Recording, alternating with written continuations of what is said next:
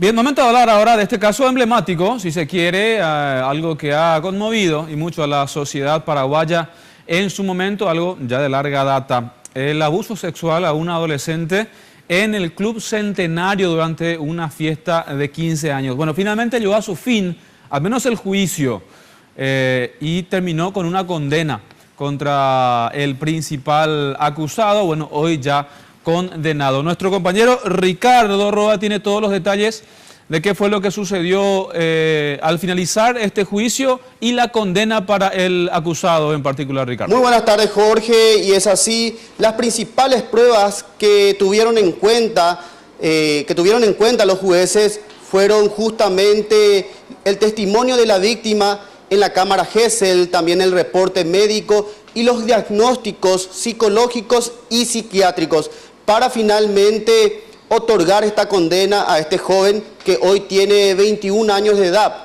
Recordemos que él hace 2 años ya habría recibido medidas sustitutivas a la prisión, por lo tanto estos 2 años se le estaría computando a los 5 años y 6 meses que finalmente hoy otorgó el Tribunal de Sentencia.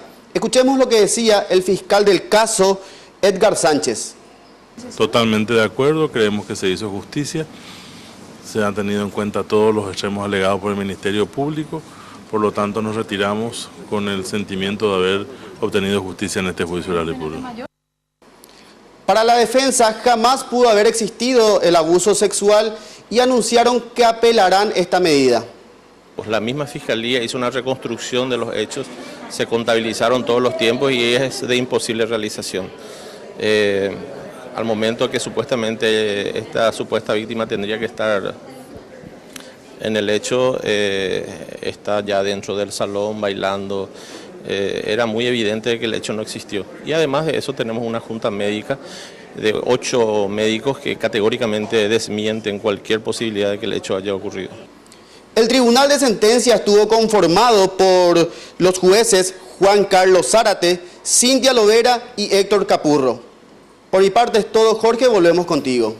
Bien, gracias Ricardo. Bueno, todavía quedan por supuesto cosas que tendrán que definirse. Al parecer los defensores van a apelar, por supuesto los familiares de esta joven víctima están conformes. 5 años y medio es lo que sentenció, es la condena que recibió este joven por parte de este tribunal. 6 había pedido la Fiscalía.